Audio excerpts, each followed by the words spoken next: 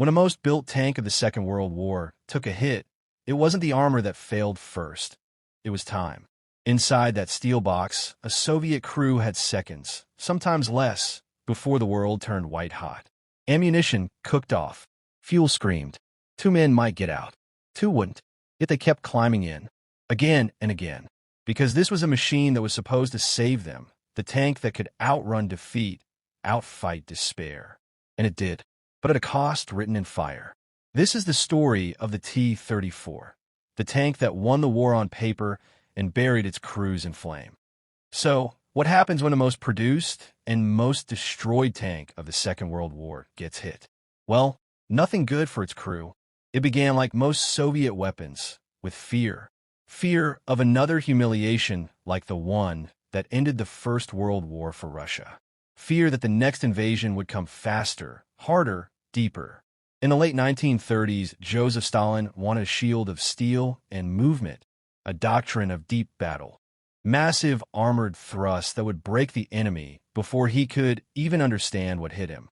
But his army, still limping from purges and famine, was held together by obsolete machines. Thin-skinned T-26s and fragile BT light tanks that could move fast but die faster. At Lake Khasan in 1938, Japanese guns tore those paper tanks apart. Crews burned in seconds. Officers watched in silence. The lesson was brutal and simple. Speed without armor was suicide. Amid that chaos stepped Mikhail Koshkin, a designer from the Kharkov locomotive plant.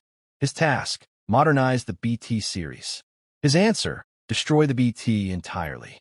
Instead of a racer, he imagined a brawler, a tank with sloped armor, a 76mm gun, and tracks that could take it anywhere. He called the prototype A-32, and he fought the bureaucracy that hated it. In 1940, to prove his design, Koshkin did something insane. He ordered 2 prototypes to drive from Kharkov to Moscow. 2,000 kilometers through snow and mud, off-road, under secrecy. Engines froze, tracks cracked, crews slept inside their tanks. When they finally rolled into Moscow, caked in ice and filth, the skeptics went silent. The T-34 was approved for production. But Koshkin never saw it fight. Riding exposed in the winter cold, he caught pneumonia during that trial and died a few months later. His tank lived on, and it would outlive millions.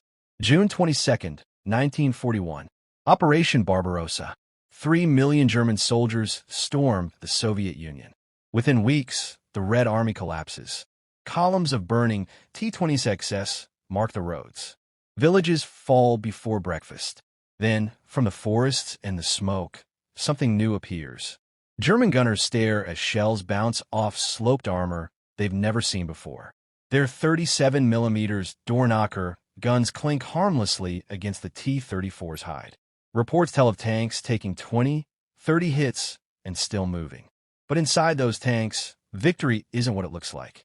The T-34's turret is built for 2 men. The commander also fires the gun. He's blind through narrow vision slits, shouting orders no one can hear.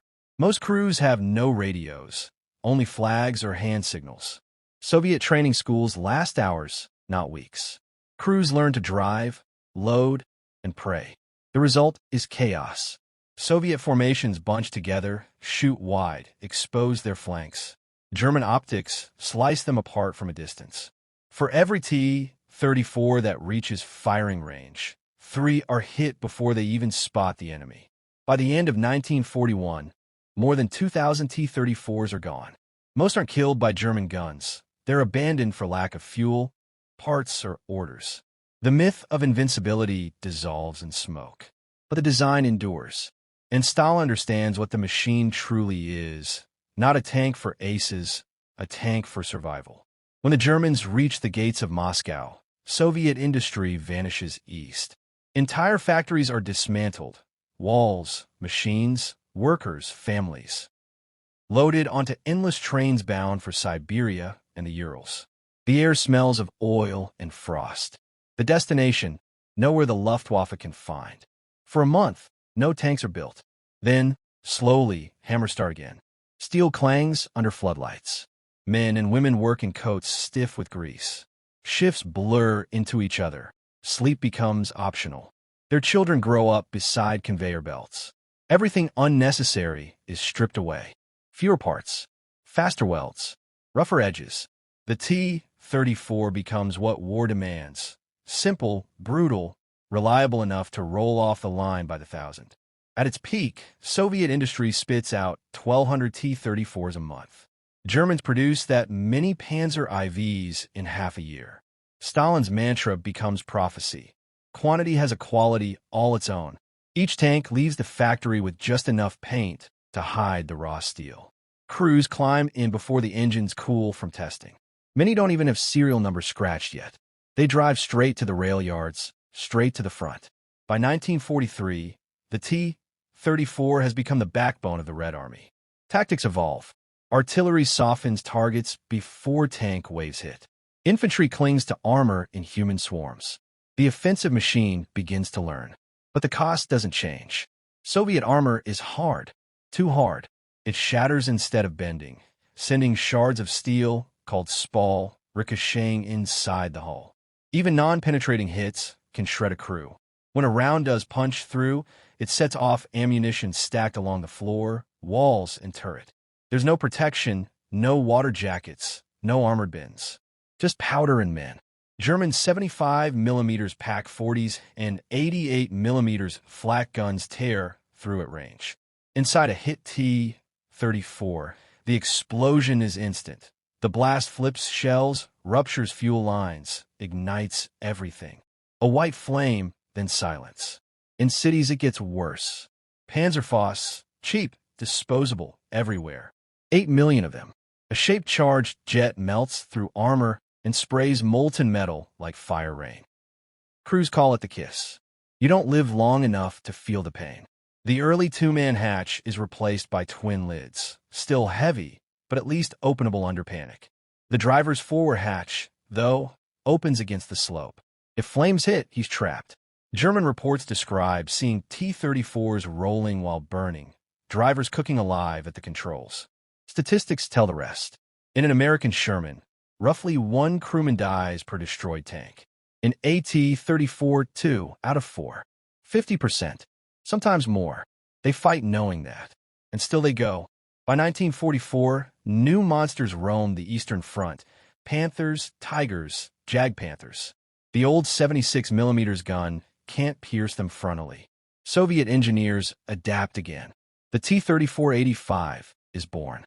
A new cast steel turret, larger, heavier, armed with an 85mm cannon derived from an anti-aircraft gun.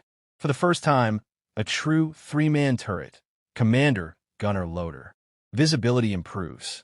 Coordination finally feels possible. Infantry now ride on the hulls, tank doesn't. Dozens of men clinging to handrails welded on the armor. When they charge, they look like waves of moving earth. At Kursk, Warsaw, Berlin, the T-34-85 leads them through smoke and rubble.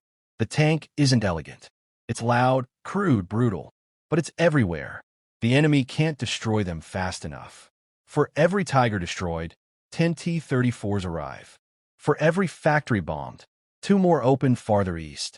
By 1945, 57,000 T-34s have been built, more than every German armored vehicle combined. The T-34 was never the best tank. Not the strongest, not the most comfortable, not even the safest. But it was the one that never stopped coming. It carried a nation from retreat to Berlin, powered by steel, fear, and the lives of men who never expected to return. Their names faded under paint. Their bodies vanished in smoke. But the sound of that engine, rough, coughing, unstoppable, still echoes through history.